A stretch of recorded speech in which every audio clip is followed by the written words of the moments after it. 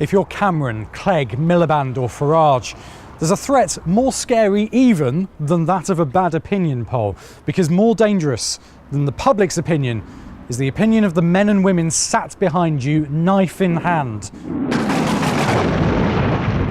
The backbencher.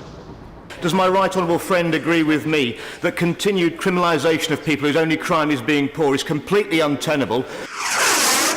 The evasiveness of the government on this matter has not escaped the general public. Whether they're defying the party line so much no one can remember whether there ever was a line, or their mouth is a human headline projector. What do I do with my money? Do I take it out of this rotten, thieving bank? Backbench MPs can be unruly, disloyal, Order, I haven't finished. and a 24/7 pain in the neck. With a power base in their constituency, and some independently wealthy like Andrew Bridgen, many backbenchers feel they have little to lose. Many questions surround this project have been asked, but precious few have been answered. As we all know, the best seat on the school bus is the one at the back. You were grossly negligent or you were grossly incompetent. Maybe backbenchers have all the fun too. But wait, we're forgetting something very important. Egos. The former West Derbyshire MP Matthew Parris recalls telling his constituency association that he'd settle for being Home Secretary because Prime Minister would have sounded pretentious. In the end, maybe Minister for Transport, he thought, until he lowered his ambitions to just being on a select committee and going on junkets to the Humber Bridge or a bus garage in Toronto.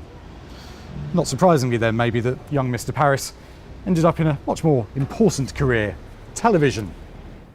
The crushing disappointment doled out by the slippery poll is a game of statistical inevitability. Almost every new MP secretly wants to live at number 10, have tea with the Queen, and have a special branch codename like Princess. Most will be the bridesmaid, and never the bride.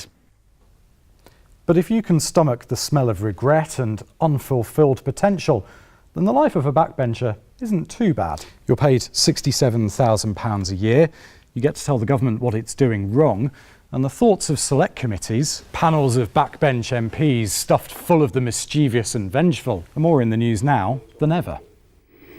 You're not a big fan of Barclays, are you?